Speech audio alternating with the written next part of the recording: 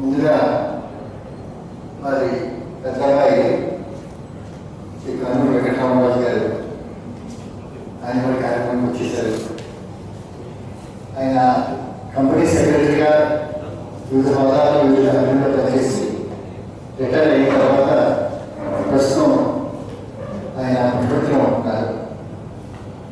తర్వాత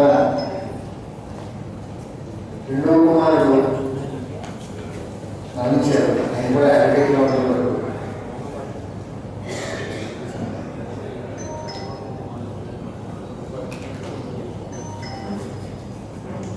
తర్వాత మూడో కుమారుడు శ్రీ కృష్ణరాజు గారు, వెంకటకృష్ణరాజు గారు.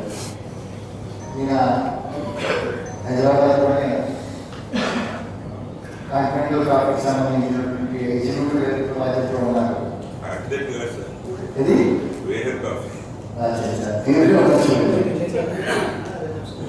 గారి యొక్క సోదరుడు శ్రీరామరాజు గారు మనందరికీ సుపరిచితులు.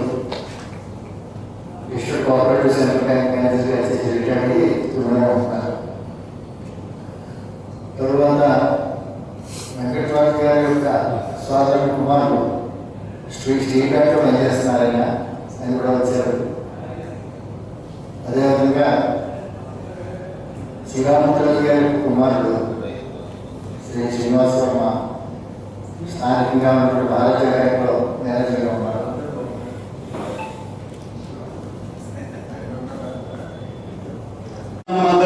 పూర్ణమిదం పూర్ణాత్ పూర్ణముదచ్యతే పూర్ణస్య పూర్ణమాదాయ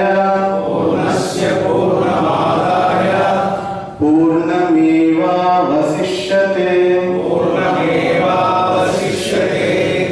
ఓం శాంతి శాంతి శాంతి.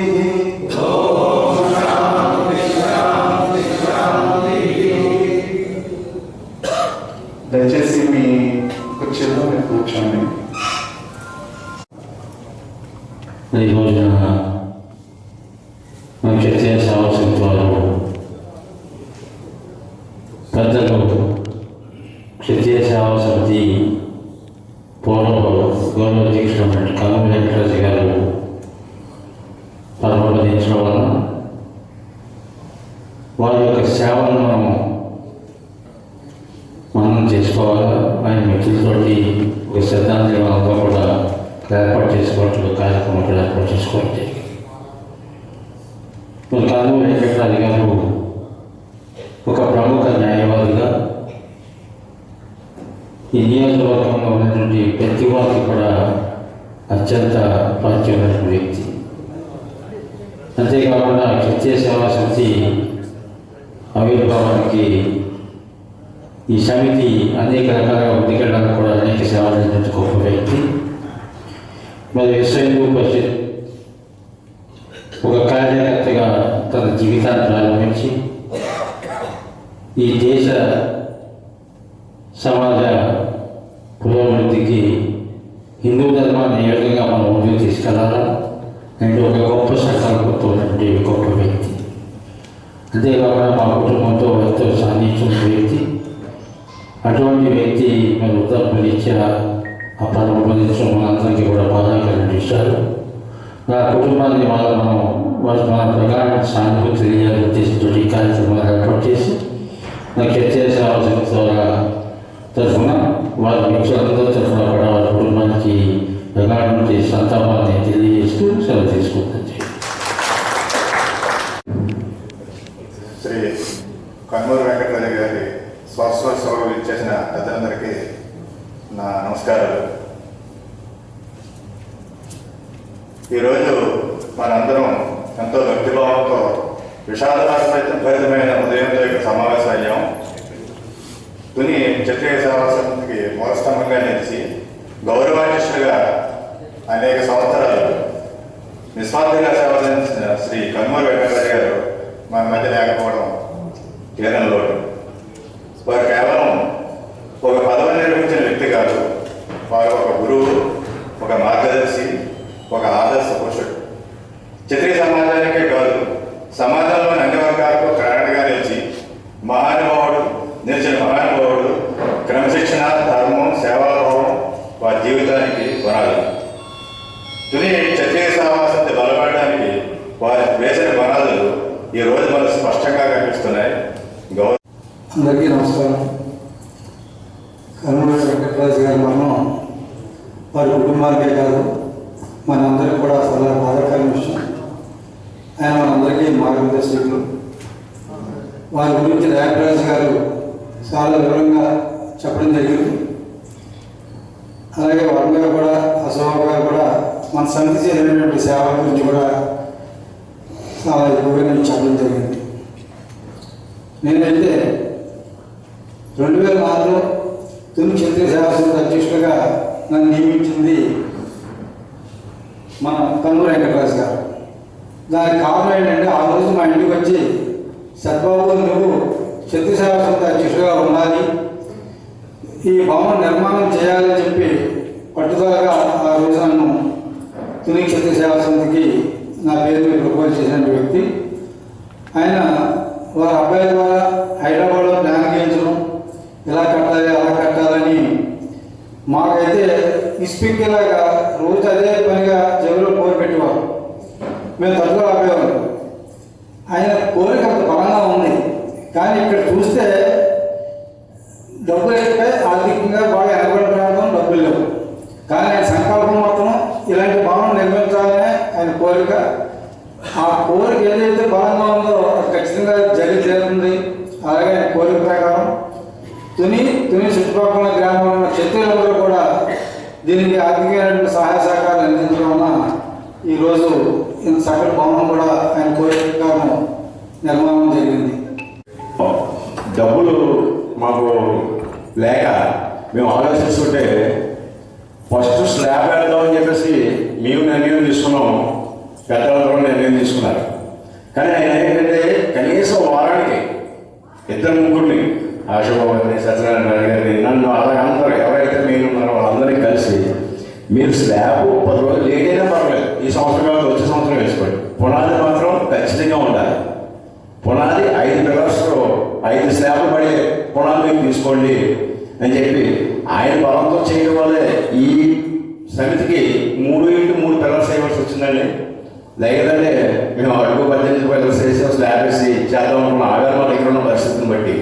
కాబట్టి ఆయన ఇచ్చిన ముందు చూపుతో ఆయన పెద్ద ఆయన చెప్తున్నారు కాదంటే ఆయన బాధపడతారనే ఉద్దేశంలోనే మీరు ఈ బిల్డింగ్ పెట్టే డబ్బాతో కూడా సగం డబ్బు కింద పునాదులను పెట్టేశారు సార్. ఇవాళ 2.5 ఆ పిల్లర్స్ మీకు అందరికీ కనబడుతున్నాయంటే ప్రత్యేకించి అదే కారణం. తర్వాత ఆయనతో నాకున్న కొద్దిగా పరిచయం ఏంటంటే, నేను మా ఇంటి దగ్గర సార్ మరి సీతారామపురం హౌస్ కన్స్ట్రక్షన్ చేసేటప్పుడు నాకు ఎందుకో ఒక వాల్కి గీతోపదేశం చేస్తే బాగుంటుంది కదా అని చెప్పి కృష్ణార్జున ఫోటో చేయించారండి వాల్ పెద్ద. ఆయన చూసి దాన్ని దృష్టిలో పెట్టుకుని మినిమం 15 రోజులు 20 రోజులు మొదలు ఎక్కడ ఉన్నామని చెప్పి ఫోన్ చేసి వచ్చే ఆ విగ్రహాన్ని ఎదురుగుండా కూర్చొని 10 నిమిషాలు ఆయన ప్రసాదంగా కూర్చొని ఆయన చూసుకుంటూ గీతోపదేశం చూసుకుంటూ 10 నిమిషాలు నాకు మంచి మాటలు చెప్తూ శిశుమందిర్ గురించి, ఆర్ఎస్ఎస్ గురించి, నన్ను కూడా ఆర్ఎస్ఎస్లో తీసుకెళ్ళి వాటి గురించి చెప్పారు, శిశుమందిర్ గురించి చెప్పారు. కొన్ని డొనేషన్స్ కూడా కలెక్ట్ చేసి శిశుమందిర్ కూడా మేము అనుభవించామండి. వారి యొక్క నిరాడంబరత్వం, ఇంకా మిగతా విషయాలను పెద్దలు చెప్పవచ్చు, నేను చెప్పారు, ఇంకా పెద్దలు చెప్పచ్చు చాలా ఉన్నారు. అన్ని డిసిప్లైన్ ఉంటాయి. టైం ఫ్యాక్టర్ ఆయన టైం అంటే టైం 10 గంటలకు మీటింగ్ మొదలెట్టాలంటే 10 గంటలు 8 గంటలు చదివారు అని మనకు అలవాట్లేదు కదండి. 10 అంటే 10:30 11 మొదలెట్టాం. కానీ ఆయన అంతా డిసిప్లైన్ పద్ధతులు, సమాజం పెట్టాలని ఆయనకు ఉన్న దృక్పథం, సమాజంలో సేవ చేయాలని వారికి ఉన్న తర్వాత మేము చాలా కాలం ఆయన ఆర్ఎస్ఎస్ కార్యక్రమాలకు వెళ్తుంటే మాకు ఆర్ఎస్ఎస్ అంటే తెలియదు. నిక్కర్ వేసుకుని ప్రతిరోజు ఉదయాన్నే వెళ్ళేవారు. కొంచెం ఎంతగా ఉండేది మాకు ఆర్ఎస్ఎస్ అంటే ఆ టైంలో తెలియదండి. ఏంటి ఇంత వయసులో చక్కగా ప్యాంట్ నిక్కర్ వేసుకుని నడుస్తున్నారు అంటే ఆ ప్రాబ్లం చెప్పారు.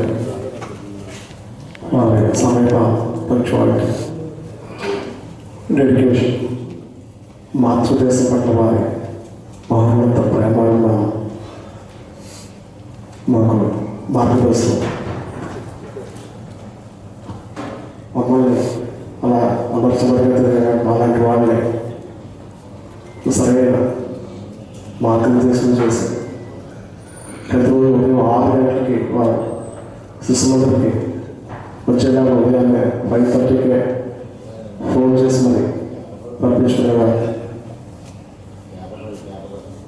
దేశభక్తి ఎట్లా ఉండాలి, ఈ దేశానికి మనం ఎలా సేవ చేయగలం, ముఖ్యంగా ఆర్ఎస్ఎస్ భావాలు అయితే, విశ్వ హిందూ పరిషత్ భావాలు అయితే అవన్నీ ఒక ఎత్తు అయితే సమాజానికి మనం ఏ విధంగా సర్వీస్ చేయగలం పనిచేస్తాం. కాబట్టి వారు ఎంతలో పాల్గొనాలని ఉండేవారు. నేను కూడా ఆయనతో ఇద్దరు కూడా లా చేసినటువంటి వ్యక్తులు. అయితే ఆర్ఎస్ఎస్ సంస్థాపకులు గురించి డాక్టర్ జై తర్వాత